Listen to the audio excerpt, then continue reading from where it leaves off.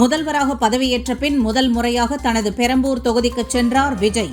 இ-சேவை மையத்துடன் கூடிய எம்எல்ஏ அலுவலகத்தை திறந்து வைத்து உற்சாகம். தேர்தல் அலுவலகம் அமைப்பதற்காக லீஸுக்கு வாங்கிய நிலத்தை அபகரிக்க முயற்சி.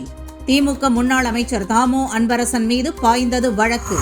59 தனியார் பள்ளிகளிடம் 100 கோடி ரூபாய்க்கு மேல் லஞ்சம் வசூலித்து மோசடி. திமுக நிர்வாகி அரசகுமார் விவகாரத்தில் தோண்ட வெளியே வரும் பூதம். தமிழக அரசின் பாடநூல் கல்வியியல் பணிகள் கழகத்தின் தலைவராக தாவேக பேச்சாளர் லயோலா மணி தேர்வு. நியமன ஆணையை வழங்கினார் முதல்வர் விஜய். கிருஷ்ணகிரி மாத்தூர் டோல்கேட்டில் கட்டணம் செலுத்த மறுத்து ரகளையில் ஈடுபட்ட கும்பல். ஊழியர்களை பலவந்தமாக கடத்திச் சென்று கொடூரமாக தாக்கிவிட்டு தப்பி ஓட்டம். குதிரை பேர அரசியலை தடுக்க சட்ட திருத்தம். புதிய தமிழகம் கட்சித் தலைவர் கிருஷ்ணசாமி வலியுறுத்தல். கழிவுகளை அப்புறப்படுத்தாமல் பொதுவெளியில் குவித்து வைத்த விக்கிரமசிங்கபுரம் நகராட்சி 1,95,00,000 ரூபாய் அபராதம் விதித்து தமிழக மாசு கட்டுப்பாட்டு வாரியம் உத்தரவு.